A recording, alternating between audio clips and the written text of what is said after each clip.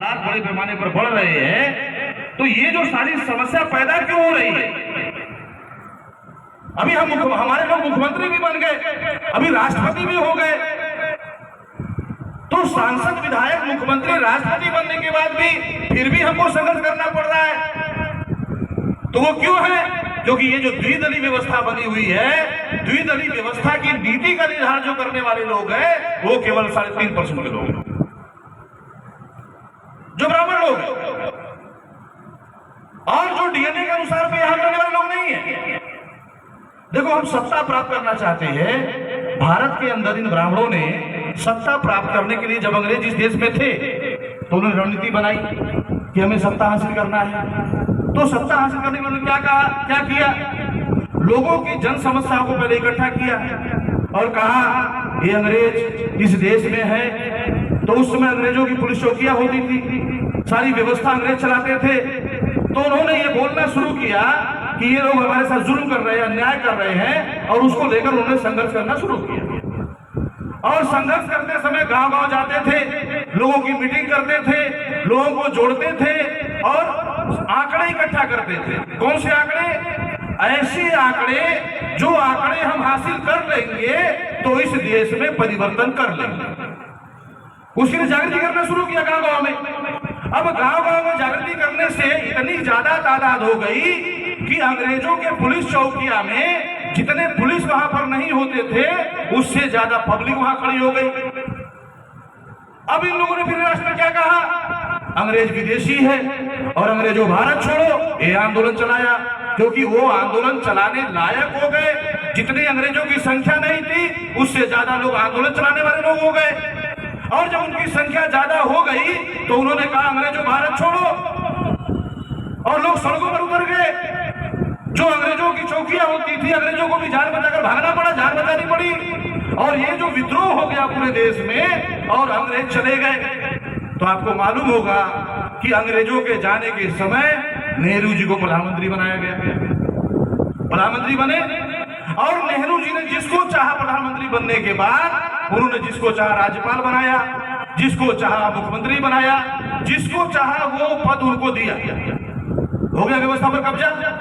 अभी कब्जा होने के बाद लगातार 60 साल तक राज किया। क्यों राज किया 60 साल तक? धरातल पर संगठन बनाया, समाज में समर्थन हासिल किया, और उसकी वजह से वो अलग बात है उन्होंने हमारे लोग को गुमराह करके लिया। उन्होंने हमको हिस्सेदारी की बात की थी लेकिन नहीं दिया, नहीं दिया। और भारत के संविधान में व्यवस्था बनाई गई लेने की, तो वो कर नहीं रहे हैं। वो क्या कर रहे हैं? जनगणना नहीं होने देंगे। क्यों नहीं होने देना चाहते? उनको मालूम है अगर जाति आधारित गिनती हो गई तो सभी जाति की संख्या, उसके पास साधन संसाधन कितना है, ये सारे आंकड़े सरकारी आधार पे आएंगे। तो आंकड़े क्या आएंगे? ब्राह्मणों की संख्या देश में 3.5%, न्यायपालिका में 99%। ब्राह्मणों की संख्या देश में 3.5%, शासन प्रशासन में 80%, लगभग 80%। विधायिका में कांग्रेस गठबंधन या बीजेपी गठबंधन। तो हमारे लोग क्या करते हैं? हमारे SC ST OBC कहते हैं गर्व से कहो हम हिंदू है, और जैसे वो हिंदू बनते हैं क्या करते हैं? चलो बीजेपी की ओर। मुसलमान लोग क्या सोचते हैं? अरे बीजेपी आएगी तो फसाद कराएगी, ये ब्राह्मणों का संगठन है, ब्राह्मणवादी संगठन है, गैर बराबरी को मानती है, तो चलो कांग्रेस की ओर। अब इन दोनों बातों से क्या हुआ? जो समाज का समर्थन है वो या तो कांग्रेस की ओर या तो बीजेपी की ओर। तो आपकी सत्ता कहां से आएगी? क्योंकि उन्होंने जो पॉलिसी बनाई वो शर्त में आप फंसे, अभी भी फंसे हुए हैं। तो इसके लिए राष्ट्रीय परिवर्तन मोर्चा जो SC ST OBC माइनॉरिटी का राष्ट्रीय स्तर पर निर्माण किया हुआ है और कह रहा है कि भाई कांग्रेस और बीजेपी इन दोनों ने हमारा सत्यानाश किया। क्योंकि स्टेट का मुख्यमंत्री भी क्या बोलता है? हमको बजट चाहिए, केंद्र बजट नहीं दे रही है, हमारा विकास नहीं हो रहा है। यानी मुख्यमंत्री होने के बावजूद भी मांगना पड़ रहा है। समाज नौकरी मांग रहा है, 80 करोड़ लोग राशन मांग रहे हैं, और जो राजनीति करना चाहते हैं वो टिकट मांग रहे हैं। यानी हम लोग केवल हमारे लोग मांग रहे हैं। मांग क्यों रहे हैं? अभी मुख्यमंत्री हो गए, बजट मांग रहे हैं। मुख्यमंत्री बनने के बाद भी मांग ही रहे हैं। तो मांग क्यों रहे हैं? क्योंकि इस देश में फूलो जानो ने, सिद्धू कानू ने, तिलका मांझी ने, बिरसा मुंडा ने, जितने भी हमारे मूल निवासी बहुजन महापुरुषों ने आंदोलन चलाया, जो बातें उन्होंने हमको आगे अमल करने के लिए कही, जो मिशन और रास्ता उन्होंने हमको दिखाया था, हमने उस रास्ते पर चलने का काम नहीं किया। जो उस रास्ते पर चलते थे, देने वाले लोग थे। आज हमारे पास जो कुछ भी है, ये उनका ही दिया हुआ है। उन्होंने अपनी जान कुर्बान कर दी, अपनी बुद्धि, पैसा, समय, हुनर सब कुछ लगा दिया। किसके लिए? ये हमारे आने वाला समाज मान, सम्मान, स्वाभिमान से जीना चाहिए, गुलाम नहीं होना चाहिए। और हमारे महापुरुषों ने मैदान जंग में लड़ते हुए मरना पसंद किया, कायरों की तरह गुलाम होकर तिल तिल कर मरना पसंद नहीं किया। गुलाम होने की तो बात छोड़ो, गुलाम सुनना भी पसंद नहीं करते थे। और आज जिनको उन्होंने हक अधिकार दिया, वो गुलामी की जिंदगी जी रहे। अभी हमारे पूर्व के वक्ता बोल रहे थे कि मणिपुर में इतना बड़ा घटना हुआ। मणिपुर में ही नहीं, अभी पूरे देश में ऐसी घटना करने की तैयारी चल रही है, हमारे लोगों को पता नहीं है। इसलिए मैं कहना चाहता हूं, अभी आपको बताया गया कि साइबर अटैक हुआ, कोई अटैक नहीं हुआ। इस देश के अंदर इंटरनेशनल लेवल पर बैठकर ये पूरा प्लान किया जा रहा है कि आपका जो भी साधन संसाधन है, वो सब कुछ से वंचित किया जाएगा। आपके बैंकों में पैसा रखा हुआ है, आप बैंक में जाते हो पैसा निकालने, पासबुक देते हो, प्रिंट करके देता है इतना पैसा बचा हुआ। अभी फिर साइबर अटैक आएगा और क्या होगा?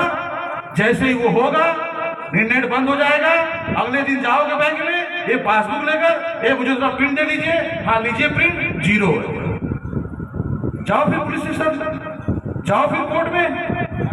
तो साथियों, ये बहुत बड़ा षड्यंत्र इस देश के अंदर जो इस तरीके का चल रहा है, ये 3.5% लोग हमें हर अधिकार से वंचित करके इस देश में दीर्घकाल तक गुलाम बनाने की दिशा में कार्य कर रहे हैं। तो अगर हम इस देश में राष्ट्रीय परिवर्तन मोर्चा या बहुजन मुक्ति पार्टी की तरफ से सत्ता अगर परिवर्तन करना चाहते हैं, तो हमको समाज में जाना होगा, समाज के बीच में जाना होगा। और ये मत समझना, क्या मत समझना कि आप सोचते हो कि हम नहीं जाएंगे तो दुश्मन काम नहीं करेगा। आप नहीं जाओगे, आप नहीं काम करोगे, लेकिन दुश्मन अपना काम करना बंद नहीं करेगा। देश में भारत का संविधान लागू है। भारत के संविधान में भारत के प्रत्येक नागरिक को रोटी, कपड़ा, मकान, शिक्षा, स्वास्थ्य, सुरक्षा, ये मौलिक चीज, ये जो एक प्रत्येक नागरिक के लिए आवश्यक है, जरूरी है, ये मौलिक चीज आज तक देश के अंदर में बैठने वाली सरकारों ने पूरा नहीं करी। तो साथियों, इस देश में जो हालात और परिस्थितियां बनी हैं, अभी आपके सिवाय संघर्ष और आंदोलन करने के सिवाय कोई विकल्प नहीं है। समाज में जन समर्थन हासिल करना होगा और ये जो 6,743 जाति के लोग, जो मूल निवासी समाज के लोग अलग अलग जाति में बटे हुए हैं, उनको जोड़ना होगा। अलग अलग धर्मों में जिनको जो समानता को मानते हैं, मशावात को मानते हैं, भाईचारा को मानते हैं, उनको जोड़ना होगा।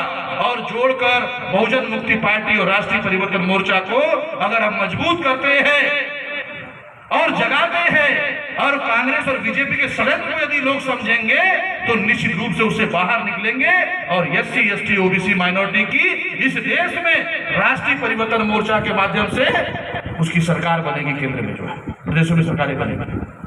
तो इसके लिए आपको काम करना होगा। तो इसके लिए साथियों, हम सब लोग मिलकर कार्य करेंगे।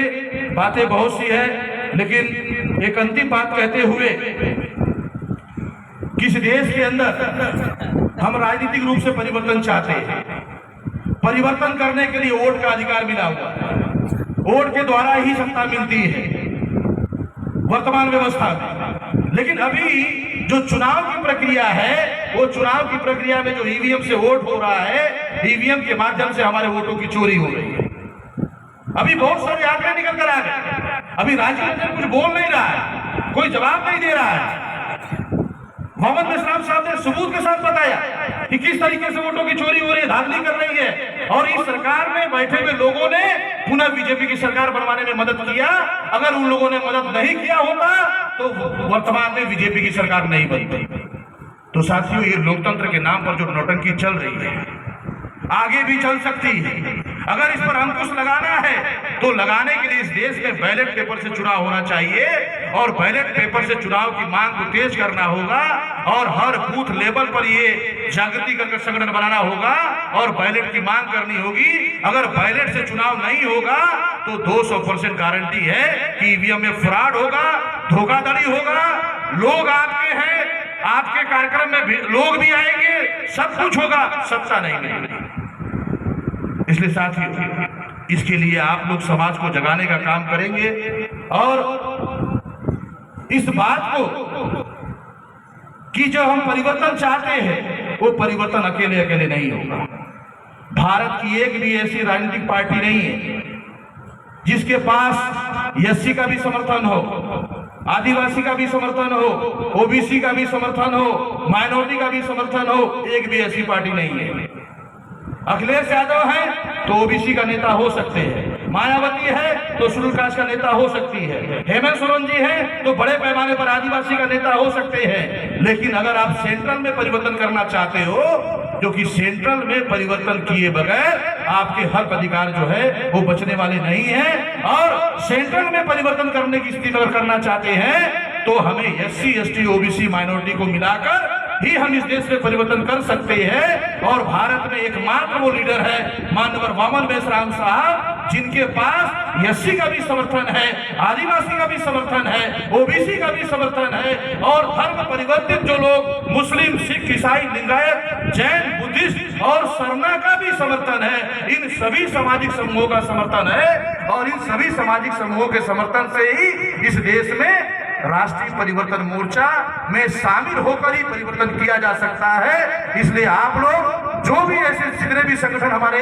एससी, एसटी, ओबीसी, माइनॉरिटी की पार्टियां हैं, उनको इस राष्ट्रीय परिवर्तन मोर्चा में शामिल होने का आह्वान करते हुए कि आप लोग इसमें शामिल होंगे और मूल निवासियों की सरकार बनाने के लिए आप लोग अग्रसर होंगे, आगे आएंगे। इन्हीं बातों के साथ मैं अपनी बातों को यहीं पर विराम देता हूँ। जोहार, जय मूल निवासी।